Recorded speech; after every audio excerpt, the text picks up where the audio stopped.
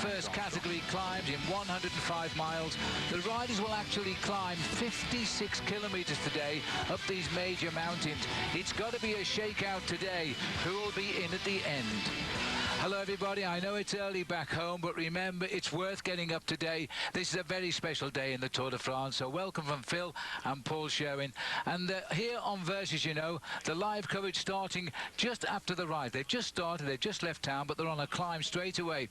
Without much more ado, we'll get to the action. But Paul, yesterday, I think Armstrong showed to us he's still up for the fight here. You can never forget, Phil, that Lance Armstrong is a champion, and a champion never lies down. A champion goes down fighting. And the way Armstrong came across that gap when he was up against the ropes goes to show me, Phil, that this man, he wants to stay right up at the top end of the field. He's got it in the legs and he's got it in the head as well. But of course, the man who's leading is his teammate, Alberto Contador. Yesterday, he spent his first full day in the leader's yellow jersey. He looked very good. He looked very calm, collected, and in fact, he had a lot of information coming to him from Lance Armstrong, and I think this team are going to be very difficult to beat today.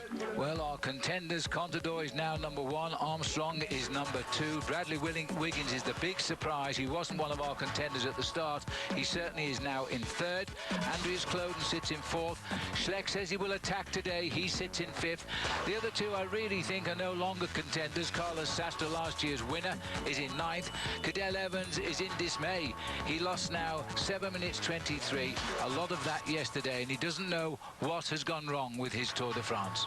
Barely normal start, but unfortunately for the riders, apart from the little neutralised section, Phil, the race started at the foot of the first climb of the day, the Cormet de Roselon. As the crow flies, they're not very far from the finishing line, but they are going meandering around the Alps today. And at the start of the Cormet, there was a crash. And number 75 there, Michael Rogers, go back 2 years. He was on the way down this hill. He crashed off the side of this mountain and out of the Tour de France when he likely would have had yellow at the end of the day. So he's in trouble again. Early attack at the bottom of the climb. It's 18 kilometers long, this climb. What a way to start. Sylvain Chavanel being chased there by the King of the Mountains leader, Pelazzotti. Well, these riders went straight out of the pack. There was no reason at all for Astana to chase them away, Phil, so they formed a 10-man leading group. And look at those pictures. A little bit of drizzle on the windscreen of the camera there, but these are all coming to you as usual in high definition. If you're lucky enough to have it, you've seen some sensational photographs of the Alps this year. The weather says showers, but when they come, they're really heavy, and we've got them at the finishing line just now. Coolish day at 65 degrees, a 10-mile-per-hour northeasterly wind blowing. Let's have a look at the rider update. Well, Jens Voigt, we saw that terrible crash by Jens. We'll update you throughout the day on that, but at the moment, it's all good news, although Jens, of course, is in hospital with a fractured cheekbone.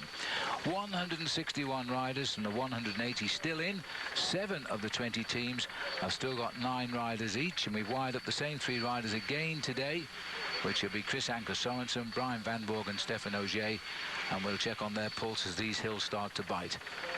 Right, that's the scene set. Here we go. And the man we pick up first of all is the green jersey of Thor Hushovd at the tail of a peloton which is getting smaller.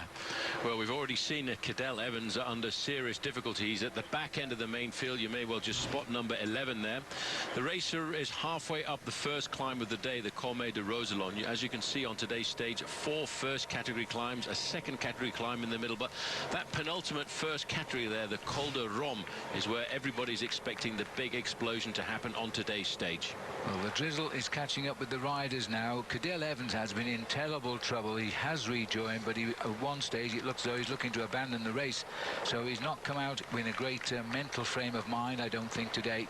Lost over 7 minutes now. And second in the Tour for the past 2 years. Capes all round by the look of it now. Christian van der Velde in the centre of the picture. We've seen pictures of Bradley Wiggins and Dave Zabriskie of Garmin Slipstream. It's calmed down a little bit now, Paul, and they've let this break run just for the while anyway. Well, this is Team Astana normal tactics. Allow a breakaway of riders who are not really dangerous in the overall classification to get clear off the front end of the packet. And then what you need to do is organize your troops. As we can see here, Jaroslav Popovic is setting the tempo. Gregory Rast is there. They want to make sure that they don't decimate the team with a hard chase. In the leading group, you can see Garmin Slipstream have placed a rider up here, and that is Dave Zabriskie, who had an incredible descent of the final climb of the day yesterday. He did. He pulled that breakaway down to inside 1 minute with an incredible charge off the mountains. Another downhill finish today, but not as long as yesterday. So you need to do the damage going up today, I think. and then race down to the finish in the Grand Bornand. This is the breakaway. I'll quickly give you all of the names. Jurgen van den Broek, Silence Lotto, Denny Menchop. We haven't mentioned him since he crashed in stage 4 time trial.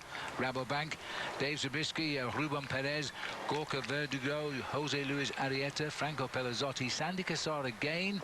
He was second yesterday. Rigoberto Urán, he was in the move yesterday. Remy Poriol, Sylvain Chavanel, Jeffrey Lecat. That's the situation. 12 riders up front. Yesterday's winner, by the way, Mikel Asteloz's had a flat tyre, but he's had a good change and he's back in the peloton. Everybody is talking about, and I think that's where the riders who matter will try to go. That's the sensible place to go, but this is a fairly hard start to the race, Hill, because Chris Anker Sorensen's heart rate is up at almost 170 beats a minute, and he's currently generating a wattage of 300, so it's not an easy meander up the slopes of this first climb of the day. Well, this looks like Igor Martinez, who's trying to get away because he was second in the King of the Mountains, but he's missed another move with Pelazzotti, who's gone up the road and is building quite a lead just now. Minute 10, the spread across to the yellow jersey group. Contador, a little bit obscured his yellow jersey today. You look at the black clouds in the valley, Paul, we're already quite high now. Well, Martinez tried to cover every move made by Franco Pelazzotti over a couple of days, but finally found that he couldn't actually rival him, and now I think he's just trying to get himself across the gap, but he's leaving himself a tall order because he's actually trying to ride across a 1 minute and 15-second gap here, and that on the slopes of this climb is probably not going to be all that easy. Still somewhere in no man's land. Christoph Kern has gone clear, and I think there's two of them, but the computer's only showing one at the moment. And what's this now? Somebody else trying to pedal away from the front. Looks like Gerdeman again. Yeah. Well, Gerdeman started all the trouble today. He was the first to attack as the race started. Fittingly, perhaps, because he won the stage last time he came into Le Grand Bornand. And he went away on a breakaway then. And it is Gerdeman's trying once more to have a little dig. Not a marked man. The Astana boys continue their rhythm. But I tell you what, if Andy Schleck made a move, there would be a quick reaction. There certainly would. Team Astana look at these riders, check the number on their backs to see if they feel that they're at all dangerous in the overall face of this race, and if they're not, they just allow them a free ticket to go out to the front end of the main field, because they realize that they've always got a good chance of pulling them back later on. This is a Katusha rider here. I don't think it's Vladimir Karpich who's gone away. He was at the back of the race not long ago. It's Alexander Bocharov. Yes, that would be more likely. 1 kilometre to go to the summit for the leaders, which are now 15 strong. So you can imagine that Franco Pelazzotti will be starting to flex his muscles and think about more points in the bag here on the first category climb. Well, he's making a good move there this afternoon, Franco Pelazzotti, because the other rider challenging him was in the breakaway yesterday, Peric Federigo. He's missed this move on this occasion, so then you'll see the real opening up of the gap in the King of the Mountains classification. We just caught a glimpse of him passing through there, looking around. This is Sandy Cassar. This man has now had 6 second places in the Tour de France in history. He's had a couple of stage wins, but those 6 second places, he would like to have converted those as well. One came yesterday, of course, as he was beaten to the line by Mikel Astelosa. There's Pelazzotti. On the far side, the Lampre rider was Marzio Brusegin. He was also a guy in the first week of the Tour who felt that he could challenge for a high finish in Paris, but unfortunately he was involved in a couple of accidents and had to struggle through the Pyrenees. Now on the final big Alpine stage, he's looking to try and get himself a bit of glory, and he's integrated this group, which is, I say, a very large group of 15 riders. There's the face of baby face, I might add, of Linus Gerdemanns from Germany. Put his heart and soul into training. Trains a lot in South Africa, where he really loves that country. He goes over there for his 7-hour training stints, but he's tried this year to pierce the overall, but he hasn't really made any impression.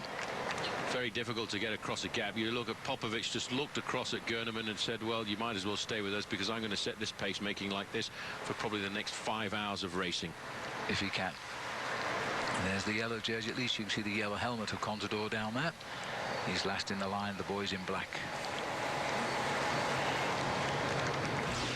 So a little bit of picture breakup today. There's nothing we can do about that. It's due to the weather, but we'll hold them as best we can. Let me remind you now of the Cadillac Ride of Your Life sweepstakes. Remember, Versys.com/Ride of Your Life.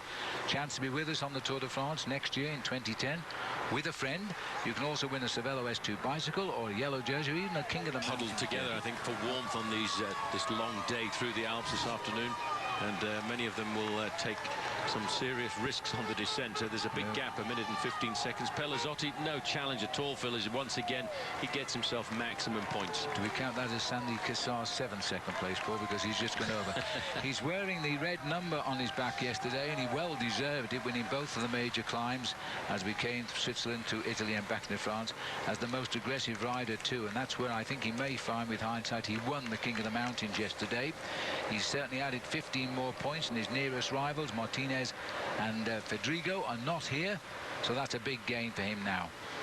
Well, Sandy Cassar will be moving himself possibly up into 3rd or 4th position in the King of the Mountains classification with that 2nd point there. And here's another acceleration coming at the front end of the main field, and it's Thomas Voeckler. And I'm just having a look to see if it's not the green jersey behind of Thor Hushovd. Surely not. It is. Well, that is amazing. Now, that is what I would call a very cheeky move, because that is not what he's supposed to do. He's not a climber, and he's actually coming here, Thomas Voeckler, and this is Thor Hushovd, who I think has won this green jersey, but he certainly could lose it to Mark Cavendish. It's not at all impossible, but it'll all come down to the last day's racing on the road to Paris, or maybe Friday's undulating stage as well. Well, bear in mind that on the poll of team managers, Thor Hushovd has been given the title as the best downhill racer in the Tour de France and in the sport of professional cycling. He has the chance now of getting across that gap to that large group, but it's a long way to the sprint point at Pras-sur-Arly, which the riders get to at 75 kilometres. From the Cormet de Roseland, the roads are treacherous just now. Wise riders are making sure they're finding their own way down, and they're taking care on this surface. Look at that. Not great moments to go down a big mountain.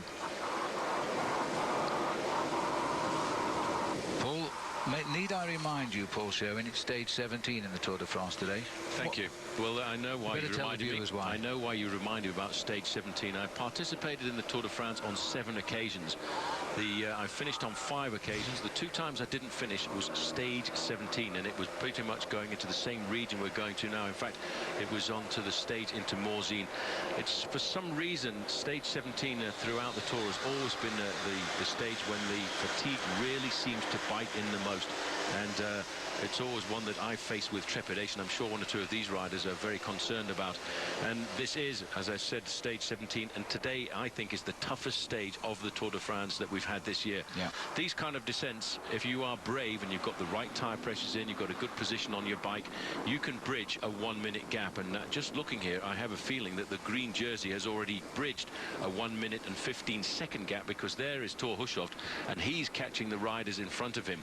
The average power output, by the way, on the climb, Phil, is quite interesting. The leaders, who went up a lot quicker, were using an average of 370 watts, developing an average of 370 watts, while in the main field a little bit lower at 357. So the main field were taking it easier than the 15 leaders, who I think now have stretched up to 18 men. Well, you're right, and you were saying earlier what a great descender Thor Hushovd is, and he's come straight across this group and joined the leaders.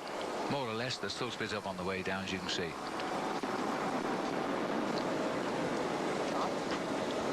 As our camera closes in here, the green jersey of Thor Hushovd is virtually up with the 15 leaders now. We're already 16. Christoph Kern has made it across the gap as well. That was an incredible descent. We didn't really see the descent coming down the Cormet de Roseland, but we always talk about Thor Hushovd as being one of the best descenders in the world. He took some risk down there, that's for sure. What an interesting move, though, Paul, to join the leaders. He's in the hunt for green points. Well, I think he probably read the same newspapers that I read this morning, Phil, when he saw an article by Mark Cavendish who said to Thor Hushovd, basically through the press, if you win that green jersey in Paris, mate, it'll be a jersey with a stain on, because you won it because of a complaint of the sprinter a couple of days ago into Briançon. He, I think, today has picked this day in the mountains to go out and try and get himself some points at the intermediate sprint points. Not an easy thing to do for a sprinter, not an easy thing to do for a man who's not really one of the best climbers in the world, but I think he's riding today on a question of pride. You could be right. Remember that Cavendish coming into Briançon appeared to move very slightly off his line. Thor Hushovd complained to the judges, and they decided to relegate Cavendish out of the points altogether for that day to the back, and as a result virtually gave a present of the green jersey to Hushovd himself. That's the story there. I think it was a very... Cavendish also learned something from it. But I think too, you know, he comes over as being a very arrogant person, and he doesn't want to make too many enemies in the peloton, even though he is the fastest rider. Astana team have pulled on their black racing capes, except it seems Lance Armstrong, who's having lunch, and Contador is also resting, but he's got his black cape. Garmin slipstream marking Armstrong and Contador for Wiggins. Well, Armstrong is the one that's taken his cape off, so he's standing out in the line here. This is Contador. He's just trying to feel his little radio microphone switch there to talk to the team car behind, which is driven by Johan Bruneel. Johan Bruneel will leave the directorship of this team at the end of the season. A little bit of falling out between him and the sponsors, which are Kazakh, Astana being the capital of Kazakhstan. Well, Thor Hushovd on the final hectometers of that descent field decided to go out of the front, away from the rest of that group, the group of 20 riders, probably because he knows the strength of riders like Egoy Martinez, Amit Chiruka, and of course Franco Pellizotti, and he probably needs to try and get himself a 20-30 second advantage. His hope here is not to ride away from the race, but his hope is to try and get over the summit of this next climb of the day within a reasonable distance of the main group, and then try and get himself points at the next sprint point of the day. Well, once over the mountain, it's 19 kilometers to Praz-sur-Arly, and that's where the 6 points are for that green jersey, and that could make the difference between winning and losing that green jersey. Just 6 points. It will give him the lead he wants over Mark Cavendish, make it virtually impossible for Cavendish to actually beat him, certainly on the Champs-Élysées when it's a bunch sprint. Well, his current advantage over the English rider is 18 points, plus 6 today if he can get that, although it's a tall order currently, will take him up to 24, and that's almost, I would have to say, unassailable, because I don't think Mark Cavendish will get over the final climb on the day before the Mont Ventoux. There's a second category climb before the finish into Aubenas, and I'm sure it's more likely to be the kind of finish for a guy like Oscar Freire or even Thor Hushovd, the way he's riding. Meanwhile, they're trying to get into the bedroom and undress the riders here, and it looks as though Contador's got a problem, but the team's come along to help him out. Seems okay. Yes, but hats off to Hushovd. He's a clever rider. He's not thinking the finishing line. He'll finish at the back of the race, but he's going hunting for his department, which are pointers wise as we are here. And you've got to remember to take all that with you to the start every morning, of course, and make sure you've got the right stuff ready to use. Looking down at the peloton here, this is the breakaway group, and it looks to me as though we might have Sylvain Chavanel trying to move away there from the quick step group. We'll expect some moves to come on the climb, I would think, because we're getting well up halfway now on the climb of the Col de Saisy. Sylvain Chavanel now going ahead to try and pick up Thor Hushovd.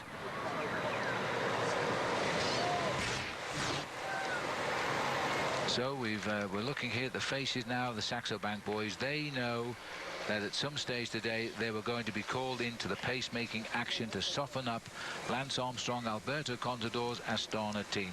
And it looks like it's come now. And 5 minutes 45 is the gap, but really all of the contenders are in the big pack. They're not too worried they're too worried about that 5:45 kilometers to get himself over the summit of this climb down to the sprint point. And I wonder if he might even wait for the group behind, because he doesn't want to expend too much energy. No, he can play it because he wants on the flat, of course. He's the fastest sprinter of the group. Maybe that's what he asked the team car. Who's coming, how many, and how far back? We'll see. Tony Martin and Michael Rogers have tailed off that peloton, by the way, at the moment. But they should get back on the descent, although they're a couple of kilometers behind right now. This is the summit. A sprinter wins the first category climb of the day, the Col de Saisy, and it's the way he's done it. I think you win a lot of friends over that. That's a tremendous piece of tactical riding. Takes a fair amount of strength, I might add, but he's gone over the top. Thor Hushovd in first place. It takes a lot of courage as well to jump out of a group of 20 riders who are all fairly good climbers and open up a gap of 1.5 minutes and keep the majority of it to his advantage. Now here's the move coming. This looks like Kern. Well, Christoph Kern is high up. He's in the top 4 of the competition, and whereas Pellizotti thought he was about to be given that, the rider in orange is trying to stop him getting points because of the location of Martinez. as they now, it might be Martinez actually, but now the sprint is on. He packs a very strong finish on the top of the climbs, Franco Pellizotti, and that's a man who's heading to the King of the Mountains in Paris for sure.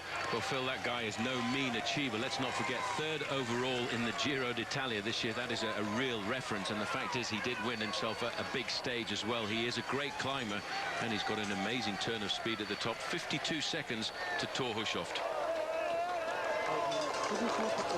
So less than a minute. Thor might well relinquish that on the way down. Or maybe he'll just continue to descend as he wants to. This is Michael Rogers here, 79. Another Australian in trouble with Cadel Evans, number 11, dropped by the peloton. Terrible day out for Cadel. Michael's joining him in the same boat. There's the peloton beginning to ride away. If they can just hold it in their gun sights, when the road tips down, they can go back up there, and that's what they'll be thinking about. But these last 3 days, Cadel Evans has gone up from a Tour contender to just a Tour rider, and I'm afraid he gets these 6 points of Mark Cavendish. Those two have thrown the green jersey around the whole Tour de France. And because Thor Hushovd knows he cannot outsprint Mark Cavendish on a fair finish, he's had to come hunting for the points on the mountains. And I take my hat off to him, because he is riding a super race today. And there is that twisted descent. We've just seen him come down. Well, that's like a giant maggot down there, just twisting and turning as it runs down. The boys are just keeping their eyes to themselves, making sure that life is good. Nobody's falling off, at least, thank heavens, Paul. We're in a dry section, because when you see underneath that bridge, it's an awful long way down. It certainly is. I would have said it was more like a piece of discarded spaghetti. No, it's a giant maggot, definitely. Right turn at the bottom. Everybody coming off the climb, looking good. Hushovd, remember, is 5 minutes ahead of the peloton. And Cadel Evans has got back for sure with Charlie Wagelius' help. So he's ready to now cross the valley for the Col d'Arache. Shouldn't be quite so bad, that col. It's only second category. The last two climbs, though, they'll be a different kettle of fish. Now, Flumet is not very far from the Grand Saint-Bernard, but we're not going that way. We turned right now, which is the wrong way to go home to the finishing line today. Yeah, they could have gone straight on through there, Phil, over the Col des Aravis, and they would have been right down in La Clusaz and then into the town of the Grand Bornand. But as it's the Tour de France, we'll take a little journey around the Haute-Savoie this afternoon and check and see how difficult some of the climbs can be. That's right. We're about 120 kilometres or so, 95 kilometres from the finish at the moment. They could have been home, done and dusted in less than 20 by going straight across that junction. Certainly, Thor Hushovd just looking around every corner, Phil, wondering when he's going to pop into the town of Praz-sur-Arly, which will give him the points. And there's the banner, and that indicates 1,000 metres to the sprint. Goal achieved for this man. Absolutely. What a hard way to earn 6 points. He's earned a lot easier points in the last 16 days than he has today. But mission accomplished. An extra 6 points will widen the gap out. This is a rider who has done so much in the Tour de France over the year. He's won time trials, including the prologue time trial, as well as winning the green jersey and stages with his sprint. He's a versatile rider, is Thor Hushovd. Yes, he certainly has. He was a surprise winner of the prologue ahead of George Hincapie a little while back, but he knows how to get the best out of himself. We've crossed now up into the department of the Haute-Savoie, the High Savoie, the regional number there, number 74. 500 meters to go for this man. It really is amazing. He has the pride of trying to get out and get himself that green jersey. He doesn't want anybody now to be able to say there's a blemish on this. You only got it because of the relegation of Mark Cavendish. Well, here's his answer delivered today. As I say, he won the Strasbourg prologue of the time trial in 2006 when George Hincapie lost by, I think, 3 or 4 seconds. And he's won road race stage as well. And this year, he scored a big win for his team in Barcelona. You may remember David Miller got caught as they started to climb up Montjuic to the finishing line. It's only a short climb. This man had the strength. Here's the moment. That was a very fitting Norwegian flag on the left of the road. And Thor Hushovd has grabbed himself those 6 points to match his number in the Tour de France. Last stage, time trial leg of the Giro d'Italia. You know, that man could really leapfrog. The big thing is he's got to not lose any time to the riders in front of him, Armstrong and Contador today. And that's a big ask from a man. We don't know how well he can go through a multi-day mountain stage like this, but we're about to find out. And, you know, Christian might be right here. He may have a surprise winner today as well. As we pan across here, Paz, we're waiting now for the climb of the next day, which is still a little way down the valley now. We have a nice valley run for a while to cross over to the other side. And once we're through there, we get into the feeding station. And the feeding station will come in Oix. And then we start to look for the way out to the Col d'Arrache. Once they've gone through this town, though, Phil, they will start to drop down into the bottom of the valley, and that is in the town of Sallanches. Sallanches is the gateway to many of the big ski resorts around here, and also hosted the World Championships on 2 occasions. It did. It was the scene where Bernard Hinault won the World Championships 1980. What a great race that was. Yes, and in fact, we were talking earlier about the best British performance in the Tour de France, 4th overall to Robert Miller. Robert Miller was 4th in that World Championships as well, and that was the first time people started to sit up and say, wow, this Scottish climber is not bad. I commentated on that, and I thought we were going to have a world champion with a lap to go. And then Bernard Hinault showed us all of his class. The other guy was GB Baron-Kelly, he was an Italian. And my goodness me, I thought he wasn't going to crack. It was a horrible course. It was suited a climber, and Miller was there, the wall of attrition. It was Juan Fernandez who took 3rd place as well, a very good Spanish rider, and Miller did only just crack down towards the end. I was actually selected for that World Championships, Phil, and I turned it down because I looked at the profile. Course, did you? I looked at the profile, I thought, no thanks, that's not for me. It was a terrific race, but it was a wall of attrition. There were only about 15 riders finished that World Championship race. Well, it was a real mountain they climbed every lap, and Hinault was totally brilliant. He was on French soil, of course, and he got the world title. And it was his comeback because he'd abandoned in the Tour de France that year in 1980 as well. The Tour de France that had 17 days of rain. Yeah, he had a knee problem. He abandoned. I remember it came at 9 o'clock in the evening in the city of Pau. He called the press conference and said he was out. Next day, Joop Zoetemelk, who went on to win the Tour, wouldn't wear the yellow jersey because he hadn't earned it on the road. He'd earned it by default. And that was the only Tour that Joop Zoetemelk would win in 1980. Just look at this now. Oh, steady on there. Oh, dear me. Well, that is bike handling.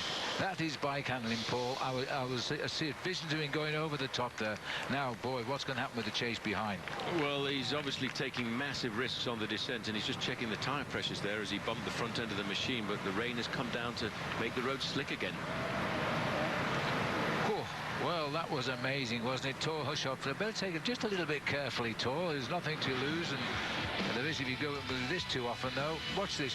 Look, he hits the grass first because that allowed him to correct the bicycle. We'll take a break and pick our way down. Thor Hushovd is dancing on a skid pan here at the moment. He's had a couple of close calls, and I think he's lost his nerve a little bit on the way down the mountain. He's gone straight across, and we've gone back to the corner here where Thor Hushovd crashed, and it's claimed to him, and that's Menchov on his bike just about, and that is Ahmet Çeruka.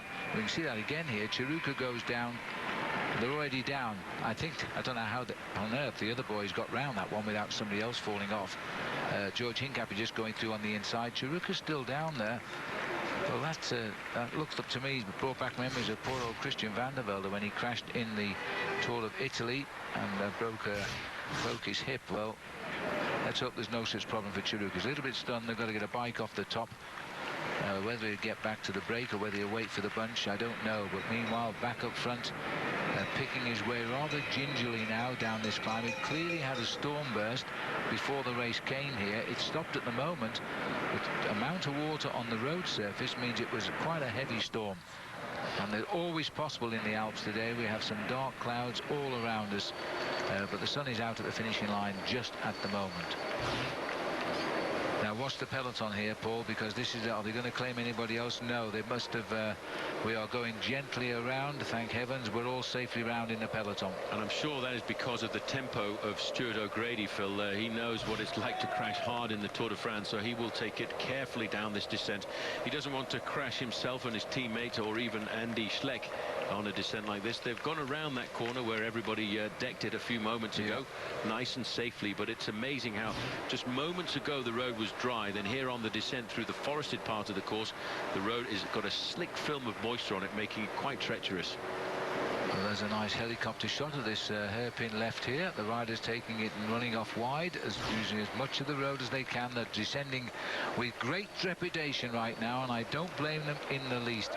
3 riders we know of have fallen on this descent.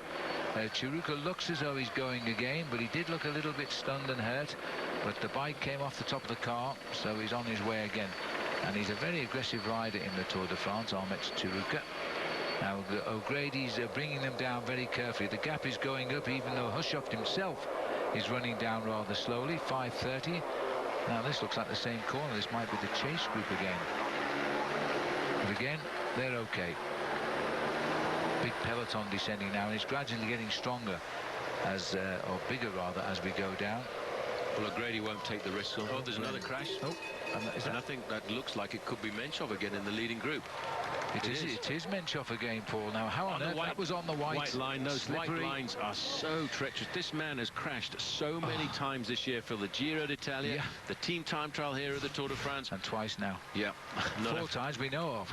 I don't know. Well, I don't understand Russian, but I could see him mouth a few words. Watch this as he goes down. He says a few things here as the camera goes past him. But it is the white line.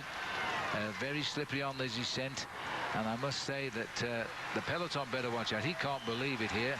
He's starting away very, very gingerly as we continue to move on. This is Solange now as we head on to the bottom of the valley. There's only one way out of the valley. The mountains are now both sides of this valley road. Well, a bit of flat land here. The amazing thing is this guy has opened up the advantage over that chasing group of 20 now to 2 minutes. It really is. He's going for a long raid this afternoon. The Norwegian takes you back to the Vikings, I suppose, when they went out to conquer the rest of the world. You know, if the boys back there become preoccupied on a day like today and don't attack, will we see a runaway win by a sprinter?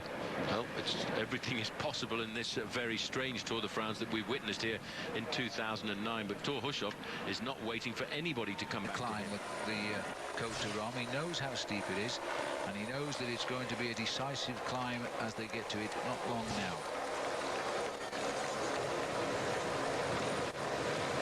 We're looking at the peloton now. Astana have moved back into first place. There's 61 kilometers to go. It's not a long way, but there's some terrific terrain ahead of these riders. 4:56 is the gap, so they started to close in on Thor Hushovd, who isn't on his favorite roads anymore. It's going up now. He needs to hang on just a little bit longer if he wants maximum points in the green jersey today. But I think Armstrong has seen the climb, Paul. He said it starts really steep as soon as you hit it. He also thinks that Saxo Bank are very lacking great confidence on the time trialing skills. He says they will hit Wiggins. They've got to. Well, they'll try to make the profit from that, Armstrong's team. They have to, but not on this climb. They have to just make the race hard on this climb. And the Col de Rome is a very difficult climb with the majority of the climb in excess of 10%. Although in the middle part of the climb, Phil, and that's where probably Andy Schleck will think about attacking, it kicks up to 12.5% gradient. And that's the point where the big climbers will probably launch their move. Well, as we go through the riders, that's Brett Lancaster from Australia just slipping off the back. This is the end of the peloton. This is creating quite a surprise to us because this is not a first category climb. It's only second category, and we're losing a lot of riders. Cadel Evans is also gone, and it looks as though, speaking to his team manager Henrik Dant, he says he's not sick, there's nothing wrong with him, but he thinks he's become mentally down. Well, you know, when you have a 12-month period building up to a goal and you make all of the sacrifices that you do, you go to training camps for 3 weeks at altitude, you stay away from home and family for long periods of time to get yourself ready for this 1 month. And when things don't click, it's very easy, Phil, to go over the top. Yeah, it is. We tend to forget that these guys are human when we watch them on television because they conquer these mountains like robots, but they hurt, believe me, they hurt. Arash, that's where the top is. We'll be there with the riders, so will you, but we'll take up with Greg Rast on the same team. This is the man, though, who's about to go over the top of the second category, Col d'Arache, in first place. He's just up over the top there. And then he's got 58 kilometers to go to the finish, and the sprint he's looking for comes at 43 kilometers to go. So 15 kilometers, mostly downhill to Cluses, another one of these beautiful little alpine towns where every side you look, you've got the road going up. That was a nice happy family racing jersey there, all from Norway on the right of the road. He's got a lot of supporters out here, believe me. Huge number of supporters out on the roads of the Tour de France for big Thor Hushovd as he comes up to the summit of this climb. Unfortunately for him, though, Phil, it's not a direct descent off the summit of this climb. It's a plateau for about 2 or 3 kilometers before it drops down into the town of Cluses. getting it into the big gear now. He knows he's almost at the summit. He's got himself over these inclines. I wonder what he's thinking in the back of his mind about how he's going to survive on these final two climbs, the Col de Rome and the Col de la Colombière, as he gets himself maximum points. Look at this marvellous crowd here greeting a Norwegian sprinter. Very, very good bike rider. Such a solid all-rounder. Reads a race, gambles on the tactics, and he's made a terrific impression today. It's something that Mark Cavendish must make note of for the future, when he one day will be at this tour and will win the green jersey for sure. I just wonder what this man will say to Mark Cavendish when they go down to the start line in the morning, because I know there's been a lot of verbal discussion through the media between the two of them, but certainly you cannot take away from the fact that Thor Hushovd Phil is a great champion. And he's riding like a great champion.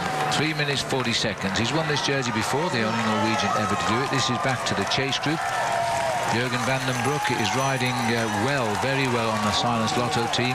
Just behind him is Dave Zabriskie. He's sort of just the watch policeman, hoping one day that Bradley Wiggins will come up. There goes Pelazzotti, alongside him Igor Martinez. They're going to go shoulder to shoulder, like a typical sprint we had in the Pyrenees, this one, as we exited the Andorra climb. There we are. They're over the top of the Envalira. Now we've got maximum points from the rest for Pelazzotti. He's making this competition his. Thor Hushovd now has climbed into the top 30 in the classification with his points scored today. But that's not his goal. He's not really concerned about that, is he, Phil? What he wants to do is try and get as many points as possible for the green jersey points classification. They've got to their nearest point to Thor Hushovd there at the summit of the climb, 1 minute and 9 seconds. Hushovd should just hold on to the bottom of the climb and get himself maximum points at the next sprint point as they go through Cluj, and nobody at the moment ruffling the feathers of Team Astana. Well, the way these guys are riding now in this high tempo, they are going to implode when they get onto the climb of the Col de Rome. That is when the heads are going to go at each other. Now, Alberto Contador's brother, Francisco, is telling us on the computer that he believes Andy Schleck will attack violently, and he might well win the day on the last climb, but he won't take any time off his brother Alberto. Well, we'll see. Well, he has to attack. He knows it's important. It's his last serious point for him to attack, to try and get himself a podium position in Paris, and of course to try and dislodge the Italian Vincenzo Nibali, who's only 25 seconds behind him in the race for the white jersey competition. And Nibali is probably a much better individual time trialist, because neither of the Schleck brothers really, Phil, are very good at the individual time trial. They know today they need time. They are scared of tomorrow's time trial of 40-odd kilometers, where they could see their positions in the overall standings be reversed. Well, Wiggins quite easily could take 1 minute and 46 seconds out of Contador and 1 minute 37 out of Armstrong in the time trial tomorrow, and build, and by the same token, Andy Schleck could be finding himself 4 minutes behind or more with the last stage at Mont Ventoux to decide everything. Might prove too much, so they've got to get rid of Wiggins today to give themselves some breathing space. So we're going to see a terrific last two climbs today, that's for sure. Well, I'd be surprised to see Wiggins crack, because he's actually ridden perfectly over the last couple of mountain stages. Vive le Tour in the area of Les Carrozes, Haute-Savoie, Mont Blanc region. Now we're back in the shadows of the mountains again. We've been here for 3 days, dodging in and out. The showdown time is coming. This rider may not be involved. Just hit the wall there and has been catapulted away as Jürgen van den Broek, one of the sensations in the mountains this year, could find himself in a stronger position on the team after his ride now in this year's Tour de France. He's got his rhythm going nicely. We're going to see riders going back to that group all of the time. There's one of them, Christoph Kern. He was in the lead group, now being passed back. Still hanging on there is Volkler, and Nibali is just about keeping the boys in sight. It's not over yet. Well, just going backwards there, that's George Hincapie, who was in the breakaway a little earlier on. He's sliding back. Moving forward here is Andy Schleck at the back of the group. There you can see number 51, Christian van der Velde, still in contact. So too is Bradley Wiggins. I would suggest Andy Schleck is also having a bad day here, unless he's waiting to sprint, but he's watching groups come and go. But Schleck is still there. He's on the side of van der Velde, and he's on the back wheel of Astana, but he's sitting a long way back down the group. Not a good sign, I don't think. Well, slowly but surely, Phil, they're catching back to the group of riders who were the early morning breakaway, and they're going to zoom past here over on the left-hand side. Frank Schleck is having a better day than his brother here this afternoon, and Armstrong rides up into second place. Wiggins is cruising over there on the left-hand side, and I don't think they've managed to put him into difficulty just yet, but Astana is still very strong with a great number of riders there. Well, Frank Schleck was the expected first man to attack. He's lifted the pace, but he's lost all the teammates now. They've been blown away except Andy, who is just off to the left there now. And this is the move by Frank Schleck. This is the first move of the day by Saxo. There's a quick reaction here, and look who's on his back wheel. Armstrong is having none of this. He knows this climb. Straight away, Contador is there, and Wiggins is in shooting distance. Well, they're all getting a little bit confused as they've caught up this group of riders who were the early morning breakaway. Frank Schleck is in much better form this afternoon than his brother Andy. He will be surprised to see the response coming from Armstrong there. There is Alberto Contador just covering the moves, waiting to see if there will be a move come from Andy Schleck. Well, it's good to see that Kim Kirk and Maxime Montfort, he's from the front group. He's just here in this group at the moment. Here is the move by Andy Schleck. Contador is locked into the back wheel. He doesn't have to attack him, just ride with him. We're looking at the #1 of last year here, and that's Sastre passed straight through the group as the counter-attacks have started. Pelazzotti also. Well, these riders have been in the breakaway. Carlos Sastre tried in the early kilometres to see what he could do, see whether he could distance anybody. Andreas Kloden is there on the wheel of Andy Schleck, and it looks just now as if they've managed to get the gap between themselves and Wiggins. Wiggins is getting help there from Christian van der Velde, who is trying to pace him back into this race. Well, van der Velde's going backwards. Van der Velde's being dropped, but these are desperate moments here because Bradley Wiggins here has been joined by Lance Armstrong, and another rider is kicking again. This is the next one. Look at that. Armstrong's watching, waiting and going. Schleck can do nothing about this. Armstrong, what a rider he is. And now kicking straight after him, he's got to do it himself now, is Bradley Wiggins. Well, Wiggins really waited for that. He was looking, he was under control, he was being led a fraction there by Dave Zabriskie. Then all of a sudden he saw the acceleration come from Frank Schleck. They really are throwing this around this afternoon, but Wiggins on the defensive has ridden himself back up to this leading group. He's just got to say to himself, if I get over the top with you guys, you're all dead tomorrow in the time trial, because that's back to my game. And this is an incredible piece of ride. The Case de Bon rider, by the way, is Rigoberto Urán from Colombia, who was in the breakaway. I don't think he'll take too many more shots like that. And Armstrong is watching Frank Schleck and going with every move, and I think Andy's in the spot of bother again. Well, Andy's going to the back of the group, but he looked fairly calm. He's just looking at the face of all of the other riders in the group. Frank Schleck is having a phenomenal day this afternoon. Looks over his shoulder, trying to ascertain what's the situation of everybody else in this group. Kind of forgot, didn't we? There's a lone leader up the road. Jürgen van der Broek is still leading this bike race, Phil, by 17 seconds. They're all going to be around him. We are still 5 kilometres from the top of this very, very difficult Col de Rome, and we go on to the Col de la Colombia next.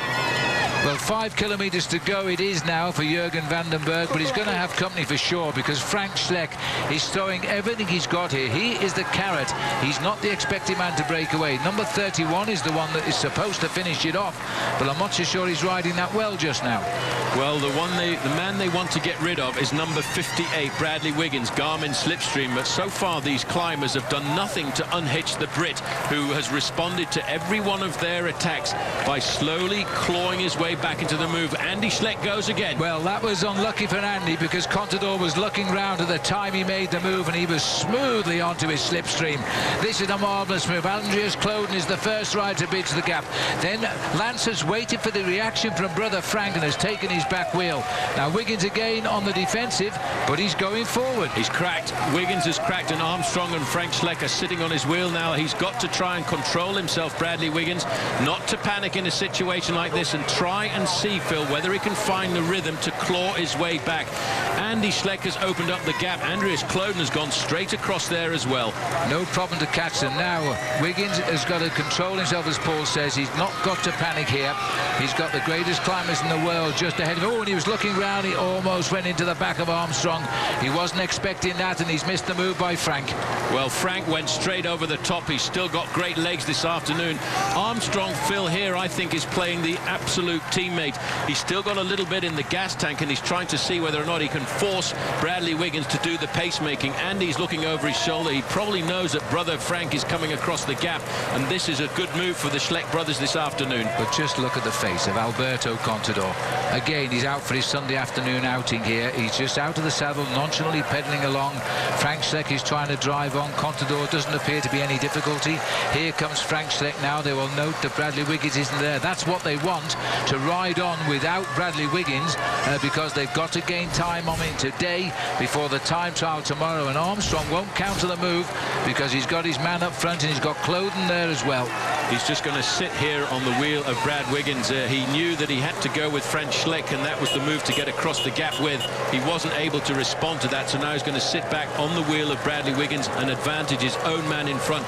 And let's not forget, he's also advantaging here another rider who was behind Bradley Wiggins in the standings at the start of the day, Andreas Cloden, who could be moving up into second or third place. Well, Cloden is looking equally as smooth here, and Wiggins is dropped back now to the second chase. For the first time he's been put on the defensive. He was a little bit unlucky the way it happened, but Frank Schleck was watching that.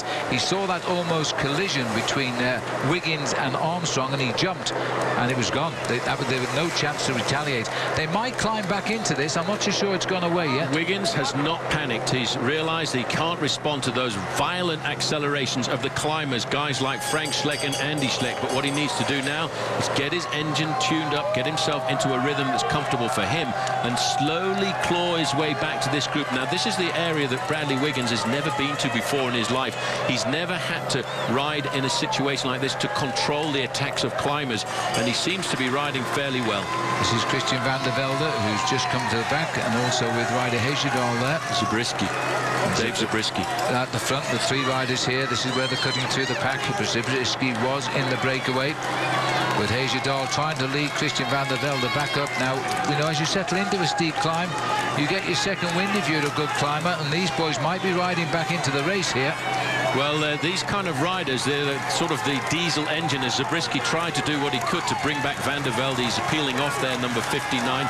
Very often, riders who are like the big diesel engines I talk about very often, guys like van der Velde and Dave Bradley Wiggins, they need to pick up the pace and set their own comfortable pace to drag themselves back to the climbers. They can't take that change of pace, that violent change of pace that guys like Frank Schleck and Andy Schleck and Alberto Contador have on the slopes of a climb like this. Well, Rigoberto Urán is here, and he was up there a moment ago, so they're not very far behind the Wiggins group, and they might try and get up to that group as best they can. Once we're over the top, there is a descent before we climb the Col de Colombière, and there are 15 kilometers off that mountain to the bottom. There is time to put matters to rights. Even if they lose time now, they can repair it. Pelazzotti has had a great day in the mountains, but maybe no more points on the two remaining climbs of the day. Well, he's not too worried. I think his day has been fulfilled, and he's done exactly what he expected to do in the early part of this race, and he cannot rival the showdown that we are witnessing here. One man who also not been able to witness the showdown is this one, number 1, Carlos Sastre, the winner of the Tour de France last year, as he heads himself up towards the summit of this very difficult climb, the one that everyone had feared, the Col de la Rome. And I do feel now that Sastre is out of the hunt completely. Frank is back up alongside Bro, and he's just going to try and give him a break now, keep the pace high. They're feeling good. They've got rid of Wiggins. That's what they wanted to do. Bradley Wiggins is being marshalled by Lance Armstrong, who won't attack his two teammates up front, Cloden and Alberto Contador. Wiggins just wants to look ahead, keep them in sight, rejoin them on the way down. The Col de Colombière isn't as steep as this climb. I'm just looking at Armstrong there, Phil, and the way he's riding, the way he's pedaling, he's like a spring ready to pounce. He's just waiting for the moment, I think, when he can just jump across the gap. He's not under any difficulties at all at the moment, I would say, and he's waiting to see whether or not those guys with him can drag him back into that leading group. Well, he's put Rigoberto Urán into trouble there now, but he has been in the front group all day. Here are the leaders. Frank is now the pacemaker. These two magnificent brothers, who are the closest of friends, do everything in tandem, and they're trying now to destroy Alberto Contador. I think that's a forlorn hope, but you've got to try. The solid face of Frank Schleck, who had a rough ride in places yesterday, he's strong today. Well, Andy Schleck, the grimace of pain there as he sits on the wheel of his brother Frank in first place. They want to try and get rid of, they know they can't get rid of Alberto Contador. Just look at the way that he's all over that machine, out of the saddle like a real pure climber that he is. Andreas Klöden is also very comfortable. Wiggins and Van der Velde need to pace themselves back to that group, because otherwise Andreas Klöden could find himself moving into second place overall tonight. Well, he's been there on 2 previous occasions in Paris, but we'll see what he can do today. They're not much in it, is there, when you think they are the best climbers in the world. Wiggins is doing a very, very good climb. He's got now Van der Velde, who's come up to him, but I think he's about to leave him again. Van der Velde is having a good session now in the Alps. Well, Van der Velde didn't have exactly the ideal preparation for the Tour de France this year, Phil. He was on the ground and out in a nasty accident in the Giro d'Italia, but to see the courage of a real champion. He was fading away from the front end of the group there, and he said, I can't do this, I can't give up, my mate needs me, I've got to pace him back into this group. We're looking at a podium position. This could be the decision, this could be the infrastructure at the top end of the overall standings of the Tour de France. As Andy looks over his shoulder, taps Frank on the back, said, come on, we've got the gap, we've got 30 seconds, that might be enough. It's still a long way to go to the top 2. 22 seconds to the Armstrong group, 1:18 to Carlos Sastre now, so he's dropping away from this.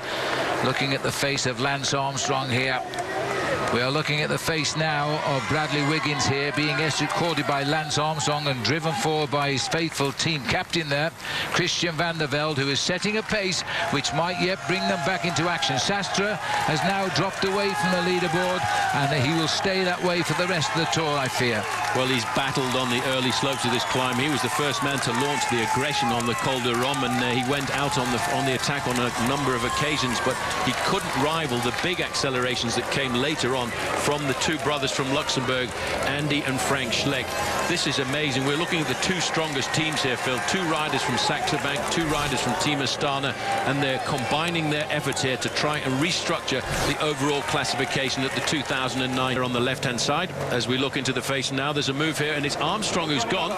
And he's taking Wiggins, and that won't go on. He'll have to desist if he's going to pull Wiggins across the gap. Well, he couldn't get rid of Bradley Wiggins, and I think once he's noticed he hasn't got the gap on Wiggins, he may well swing off and allow Wiggins to come through to the front.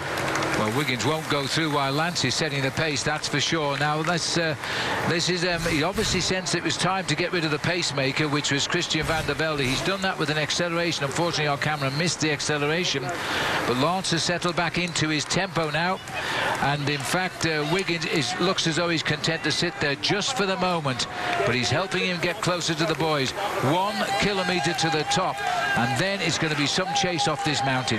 It's going to be a dramatic chase off this mountain. As soon as Armstrong knew that he hadn't got rid of Wiggins, you see, he wanted to get across on his own. He doesn't want to take the British rider across, because he knows how important it is to Alberto Contador to also have a buffer over this man, Bradley Wiggins. Nibali's climbing back in as well as they slowed down. I don't know whether Christian Van der Velde can find the effort to slide back in. We've gone back to the leaders.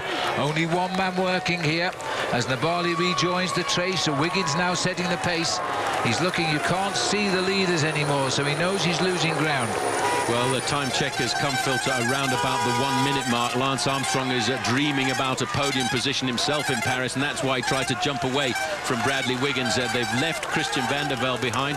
Now Bradley Wiggins, if he wants to get himself up to the podium, has to ride. There's Johan Brunel coming up alongside and giving Lance Armstrong a little bit of advice.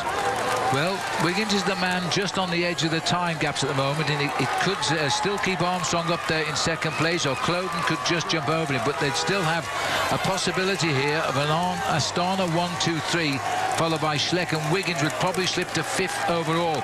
But the time gaps are what matters, because Wiggins will recoup a lot of lost time tomorrow in the time. You've got to watch and wait. He hasn't got to do anything, and the presence of Klöden is the trump card, because Klöden can run away here and push Andy Schleck further back as they come to the last part of the day.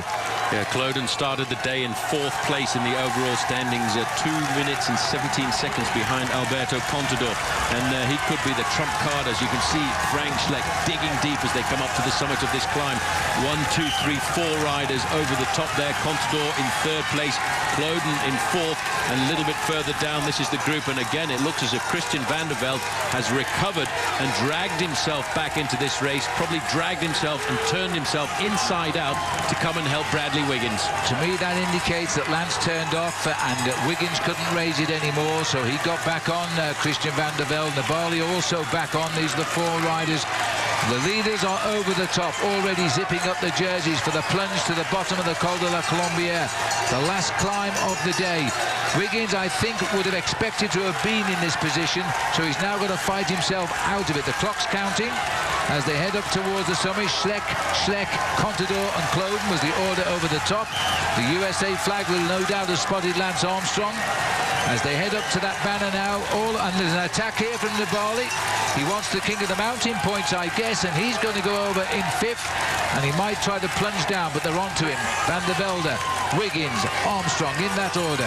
Well, they've got a slight descent now as they move away from the summit of the Col de Rome, and they drop down maybe for about 4 kilometers, and then they start the final ascent up to the summit of the Col de la Colombière, and that is a 7.5 kilometer ascent. And at the top, Phil, the last 5 kilometers are in excess of 10%, and if Armstrong has got the legs, that may be the point where he could jump clear of Wiggins. So they're over the top of the Col de Rome. It's not the end of the climbs. The Col de la Colombière is slightly shorter, 7 kilometers, but Frank Schleck has put everybody now under pressure. Well, as we watch here now, Schleck has done a little bit of damage, but is it enough? He's got 2 guys he does not want with him here. The yellow jersey and, of course, Andreas Kloden.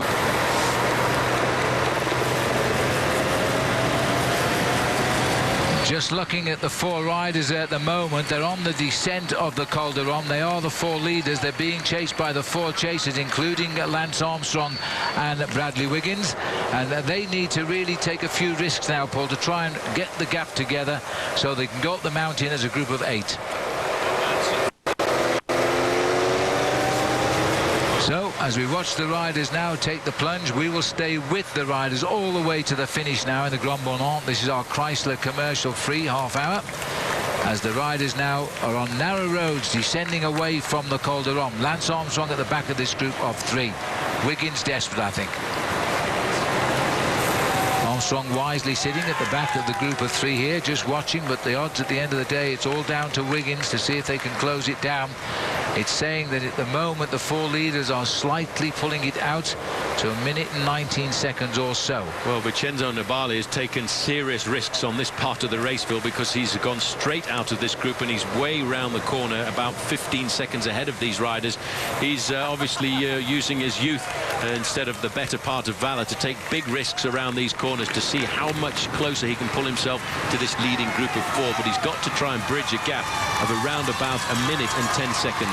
This is the left-hand turn now onto the slopes of the Col de la Colombière, and it's 7.5 kilometers to the summit.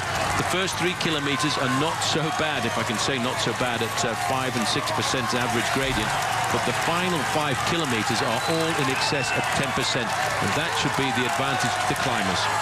It's a long, explosive climb towards the summit, and then the 15-kilometer plunge brings them back down to us in Grand Bonnant. Now, final showdown for Andy Schleck. Time must be gained. He's getting time at the moment on Bradley Wiggins, who hasn't exactly written himself out the script by any manner of means, which means he could be climbing into a podium position. But unlucky for him, Kloden is with this group as well as Contador. They're having a little chat there, Kloden and Alberto Contador, and I wonder if he was asking, do you want to try and win the stage here this afternoon, or should we just sit here and allow the Schleck brothers to do most of the pacemaking?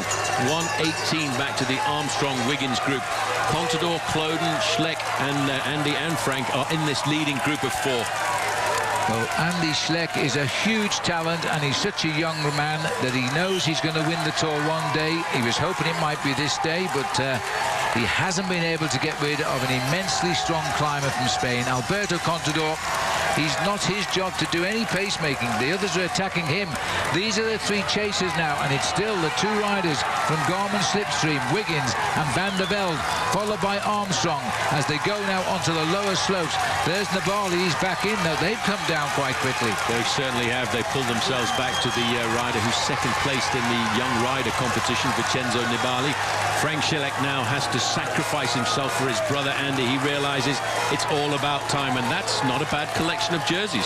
No, that is rather a lot of jerseys there. They've done well as the Tour de France passes them now as we climb up We are looking now at the riders up front there who are doing tremendously well, but is there something in the tank yet for Bradley Wiggins? He's relying very heavily on a brilliant Christian van der Velde today. He finished fourth himself in the Tour last year, but he went out really with a big chance this year with a bad crash in the Giro d'Italia. Armstrong sitting, waiting, the perfect in a big race like the Tour de France. Different teams then, of course, at the time, but now they're on the same team. And Cloden moving up onto the shoulder of his teammate. The pace is visibly accelerated again, and he is applying a little bit more of the tourniquet. More serious face perhaps on Contador, but they don't look as though they're under any problem at all, but they are moving away. It's 1:37 now to the chase group of Wiggins. 3, because Christian van der Velde has finally given his all for his teammate. He's done all of the pacemaking that he can. He mustered all kinds of courage to do that, and now he's just said, Brad, if you want the podium in Paris, you have to now take the responsibility yourself. Wiggins now left on his own to do the tempo in that group behind. This, though, is the big group of the Tour de France this afternoon. L'Étape Arena, the queen of stages that we are witnessing here, and it's the Schleck brothers doing what they promised they would do, Phil. They said we're going to go into the Alps. The last week of this race is going to be something very special, and it's turning out to be right. Well, they've just got to get time on Wiggins, and they've got to get a reasonable amount of time because of the 40-kilometre flat time trial tomorrow. The Schlecks are not great time trial riders, but also Schleck is increasing his lead here in the white jersey. He won this competition last year. But Cloden and Contador have done nothing here except follow the wheels, and that for me leaves the door open for a possible. Absolutely right, and 2 minutes would be a little bit too much, I think. We're going back to Bradley Wiggins right now. What's happening here? Contador's moved. He's decided to go it alone. Now, can there be a reaction from Andy after all the work that man has done? Contador is now going for the top. He's allowed himself just under 2 kilometres to the summit, and he's going for the win. And he's got a terrific lead so quickly, Paul. And again, Schleck has got to answer. And Frank, what's happened to Andreas? Well, Andreas Cloden was caught out by that acceleration there. Andy Schleck now with his brother Frank has gone off in pursuit of Alberto Contador. Contador testing the waters here this afternoon, but he hasn't got the gap on the two Schleck brothers. He's looking back now to see that he hasn't opened it up, and Andy Schleck has got himself a little bit angry there, and he's pulled himself back to the wheel of the yellow jersey. Turning out not to be a great move because they shed the Astana rider. That was how the move went. Cloden looked down at the same time, and it was a terrific acceleration, but that's what this man is famous for, is the acceleration on the mountains. But now all he's done is get rid of his own teammate. Well, he's looking back to see where Andreas Cloden is, and maybe that's not going to be quite so good for the team this afternoon, because if he has a problem now, it's 2 against 1. Well, Andy's going to say thanks very much if he can push this advantage home, because he might get a higher place in the overall classification. Now here comes Andreas Cloden, and he looks as though he hasn't. He's lost his rhythm a little bit, but he's coming back, I think. Well, watch out for Cloden. He's an experienced professional. He would take advantage of the descent to try and pull himself back up into that leading group of 4. He's not too far away from catching up to the summit. The two Schleck brothers here are riding an incredible race. They've promised that they would set on fire the Alps, and they've done that this afternoon. They did it yesterday, and they'll do it again today. Well, I tell you what, they did well to raise the game to bring back Alberto Contador with an acceleration like that. Contador, I think, is biting his lip a little bit now because it didn't work. It would have looked a great move if it had worked, but all he did was rid them of the teammate here for Astana, and that's now, he's rather hoping he climbs back up to these two. Keeps looking over his shoulder, wants to know where his teammate Andreas Cloden is going to be, and he comes up alongside the Schleck brothers once again. I wonder if he's got that acceleration one more time as he comes up to the summit. Andy Schleck is a great performer. We're looking really, Phil, here at the 2 best climbers in the Tour de France. I suppose I should say the best 3 climbers, because Frank Schleck has been on fire this afternoon as well. Schleck can climb. He won the Alpine Alpe d'Huez leg of the Tour de France, heading up towards the end of the climb now. And a little bit unfortunate they shed Andreas Cloden there, but maybe he will climb back on the descent perhaps. The Schlecks are going to lead down. Contador will follow. This is Andreas Cloden. Once he sees a kilometre to go, he might just apply a little bit more effort, but that gap is still opening, I think. It's hard to tell from this distance. No, I think he's coming back there. He's riding sensibly. You can see the cars in front of him. They're just around the corner, number 23. He's previously finished 2nd overall in the Tour de France, and he now needs to remember that he could be climbing up into 2nd place overall tonight as well. German fans are there giving him a little bit of encouragement. The bikes are just around around the corner for Clodin, and if he goes over the summit of this climb, Phil, with a 20 or 30-second deficit, he should be able to close that gap on the descent. And it's a flat-out descent like it was yesterday, but it's only 15 kilometres down to the bottom. But it's virtually a descent again all the way to the finishing line. The little end of it is just slightly uphill. Well, he's done all he could do, I think, Andy Schleck. It's whether it's good enough, I don't know. He's certainly improved his overall position tonight, that's for sure.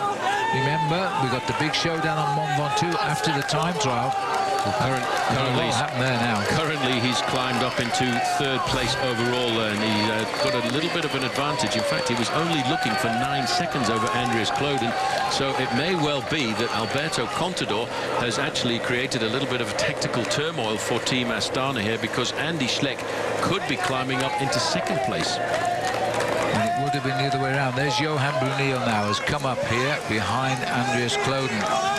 Clodin has been sort of a semi-protected rider right through the Alps, and that was why, because the day he was meant to do what he's done and go in the move, I'm not sure Contador was meant to attack him like that. Maybe not. He keeps looking over his shoulder. Bear in mind, Clodin is a very good individual time trialist, Phil, so even if he loses his 2nd place overall tonight to Andreas Clodin, he could Andy Schleck, he could reverse that tomorrow in the individual time trial, because again, I think we will see a complete change tomorrow night, and that's exactly what the organisers of the Tour de France wanted this year, to keep the suspense right up until the to the Mont Ventoux.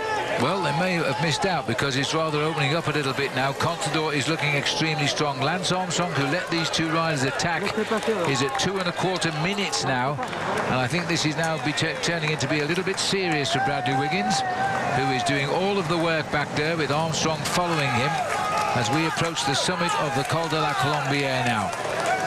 There in the yellow jersey, Alberto Contador is inside of the final kilometre of the Col de la Colombière. All of the work on this climb here has been done by the two Schleck brothers, Andy on the front in the white jersey and Frank in 2nd position. Contador, he looks to me as if he's under a little bit of pressure here this afternoon. He didn't have that zip that he normally has to get out and away from these riders, but these two riders are great alpine climbers. Let's not forget Frank Schleck in 2nd position, the winner a couple of years ago of a great stage up to the summit, is Andreas Clodin behind, and also Bradley Wiggins even further down the mountain. Schleck, Andy that is, could be climbing onto a podium now, and it's all a question of whether he can hang on in the time trial tomorrow, because it should go back to his advantage on Mont Ventoux, where he can finish off and maybe step up on the podium in Paris. These last few days are dying now, and they're just throwing everyone at Wiggins now. Wiggins is not being able to attack. That's the attack by Armstrong. Wiggins could not react. This is a deja vu from yesterday. Now, can Lance Armstrong? He's got to bridge a minute to Andreas Clodin. Well, he's got to bridge a 2.5 minutes, and he waited until the moment when he thought that Wiggins had absolutely nothing left in those legs of his, and he decided, right, I'm off now. We've got Vincenzo Nibali is trying to get across to Armstrong. Armstrong was waiting for the steepest part of the climb. He wants to be able to ride down this descent on his own and try and bridge as much of that deficit as he can to try and keep himself as close as possible to a podium position in Paris.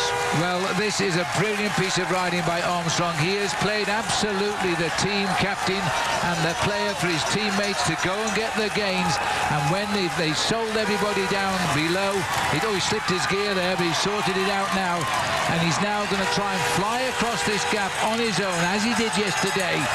And he's making it towards the top of the Col de Colombière. Then the plunge down.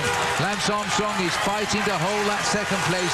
We really do have a situation where Astana could become the first team since 1914 to place 3 members of the same team on the podium in Paris.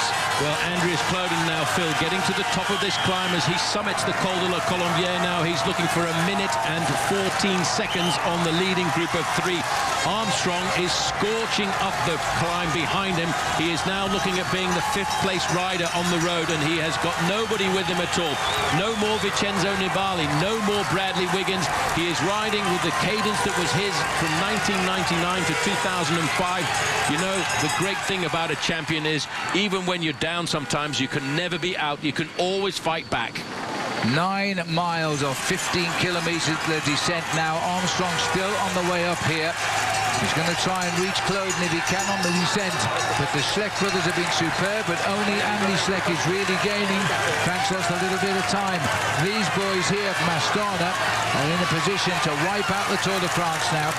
Armstrong is free to fly as he comes over the top in 5th place over the Col de Colombier. Now it's do the zip up and get everybody organised and plunge to the valley below. The Alps are now behind us all. Armstrong there, quickly resting with his drip. He's got it up. Now he's going to have to whip through those. This is quite a fast descent, this, isn't it, Paul?